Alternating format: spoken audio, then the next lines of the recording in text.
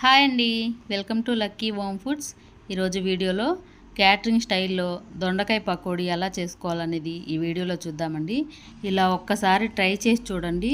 మనకి దొండకాయలు కూడా కరకరలాడుతూ క్రిస్పీగా చాలా బాగుంటాయండి. మనం అప్పుడప్పుడు ఫంక్షన్లలో చిన్న చిన్న క్యాటరింగ్లలో చేసి పెడుతూ ఉంటారు కదా, సేమ్ అలాగే ఉంటాయండి ఇవి ఇంట్లో కూడా చేసుకుంటే. ఇవి ఎలా చేసుకోవాలో ఇప్పుడు చూద్దాము. దీనికోసం నేను ఒక పావు కేజీ దొండకాయలు తీసుకున్నానండి. మనకు దొండకాయలు ఇలా సన్నగా ఉండాలి. దొండకాయలు ఇలా పచ్చిగా ఉంటేనే మనకి ఈ పకోడీకి చాలా బాగుంటాయండి. ఇలా సన్నగా పొడవుగా కట్ చేసుకోవాలి. ఇప్పుడు చూడండి, నేను ఎంత సన్నగా చేస్తే అంత బాగా వస్తాయండి మనకి పకోడీకి. సేమ్ ఇలాగే ఇంత పొడవుగా కట్ చేసుకుంటే మనకు పకోడీ వేసుకోవడానికి బాగుంటాయి. ఇప్పుడు అన్నీ ఇలానే కట్ చేసుకొని దొండకాయ పకోడీ కోసం ఇంత సన్నగా కట్ చేసుకోవాలండి. ఇప్పుడు ఇవన్నీ ఒక బౌల్లోకి తీసుకొని దీంట్లోకి తగినంత సాల్ట్ వేసుకోవాలి. సాల్ట్ వేసిన తర్వాత మనం ఇలా బాగా నలుపుతూ బాగా కలపాలండి. అప్పుడే మనం సాల్ట్ వేసి కలుపుకున్నట్టయితే మనకు దాంట్లో ఉండే నీరంతా బయటకు వస్తుంది. ఇలా బాగా కలిపిన తర్వాత ఇప్పుడు దీంట్లోకి పచ్చిమిర్చి వేసుకుందాము. ఒక 7-8 పచ్చిమిరపకాయలని ఇలా సన్నగా కట్ చేసి వేసుకోవాలి. అలాగే 5-6 రెబ్బల కరివేపాకు.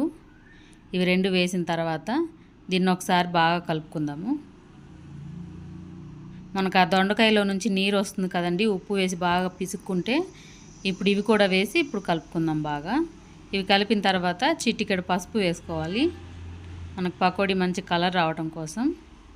కొద్దిగా జీరా పౌడర్ అండి, అలాగే అల్లం వెల్లుల్లి పేస్టు. మీరు అల్లం వెల్లుల్లి పేస్ట్కు బదులుగా అల్లం ఉంటే సన్నగా కట్ చేసి వేసుకుంటే ఆ ఫ్లేవర్ బాగుంటుందండి.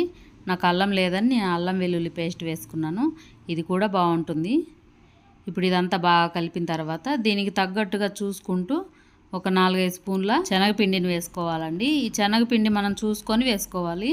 అలాగే 1 స్పూను బియ్యం పిండి. ఈ బియ్యం పిండి వల్లే మనకి పకోడీ కరకరలాడుతూ క్రిస్పీగా ఉంటాయండి. చూడండి, దీంట్లో నీళ్ళు వేయకుండానే కలుపుకోవాలి. మనం ఇలా బాగా ప్రెస్ చేస్తూ మనం కలుపుకున్నట్టయితే దొండకాయలో ఉండే నీరుతోటే మనకి పిండి బాగా కలుస్తుంది. మీకు ఘాటు సరిపోలేదు అనుకున్నప్పుడు కొంచెం కారం వేసుకోవచ్చు. నాకు పచ్చిమిర్చి ఘాటు సరిపోలేదని కొంచెం వేసుకుంటున్నాను. ఇలా వేసిన తర్వాత బాగా కలపాలండి. మనం కలిపేటప్పుడు దొండకాయ బాగా నలిగినట్టుంటేనే మనం పకోడీ వేసుకున్నప్పుడు కరకరలాడుతూ క్రిస్పీగా వస్తాయండి. అలాగే పిండి కూడా ఎక్కువ వేయకూడదు, మామూలుగా వేసుకోవాలి. ఇప్పుడు స్టవ్ ఆన్ చేసి ప్యాన్ పెట్టి దాంట్లోకి తగినంత ఆయిల్ వేసుకొని ఇప్పుడు ఆయిల్ కాగిన తర్వాత ఇలా పకోడీలు వేసుకోవాలి. విడివిడిగా కొద్దిగా వేసుకోవాలండి. మరీ ముద్దలాగా వేసుకుంటే అవి పచ్చిగా వేగటానికి టైం పడుతుంది. అలాగే మెత్తగా ఉంటాయండి మనకి దొండకాయలు. ఇలా చూసుకుంటూ కలుపుకోవాలి. దొండకాయకి పిండి మనం లైట్గా పట్టించాలండి, మరీ ఎక్కువ పట్టిస్తే అవి మెత్తటి బజ్జీలాగా అయిపోతాయి.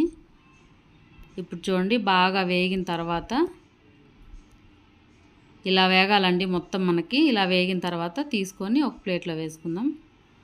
మనకి పకోడీకి ఆయిల్ కూడా ఎక్కువ పట్టదండి. ఇలానే సేమ్ అన్ని మిగతా పిండితోటి కూడా సేమ్ పకోడీ అలానే వేసుకుందామండి. కొద్దిగా వేసుకుంటే మనకు వేగటానికి తొందరగా అయిపోతుంది. అలాగే క్రిస్పీగా వేగుతాయి కూడా అండి, కొంచెంగా వేసుకున్నామంటే పిండి. ఇలా వేసిన తర్వాత మంట మీడియంలో పెట్టి మనం ఎమ్మటే కలపకుండా ఒక 2 నిమిషాలు అలా వదిలేసేయాలండి.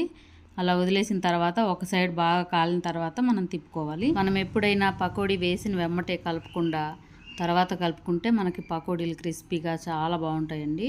ఇలాగే మొత్తం మిగతా పిండితోటి కూడా ఇలా పకోడీలు వేసుకోవాలండి. ఇవన్నీ వేసిన తర్వాత ఒక ప్లేట్లోకి తీసుకుందాము. ఇప్పుడు చూడండి, వేడివేడిగా దొండకాయ పకోడీ రెడీ అయిపోయింది. ఇలా మనం ఇంట్లోనే సింపుల్గా చేసేసుకోవచ్చండి. ఈ పకోడీలు క్రిస్పీగా చాలా బాగున్నాయండి. తప్పకుండా మీరు ట్రై చేయండి. క్యాటరింగ్ స్టైల్లో ఎలా చేసుకోవాలనేది ఈ వీడియోలో చూసాం కదా. వీడియో నచ్చితే లైక్ చేయండి, మీ ఫ్రెండ్స్కి తెలిసిన వాళ్ళకి షేర్ చేయండి. లక్కీ హోమ్ ఫుడ్ ఛానల్ని ఇంకా సబ్స్క్రైబ్ చేసుకోకపోతే వెంటనే సబ్స్క్రైబ్ చేసుకొని పక్కనే ఉన్న బెల్ బటన్ని క్లిక్ చేయండి. Thank you.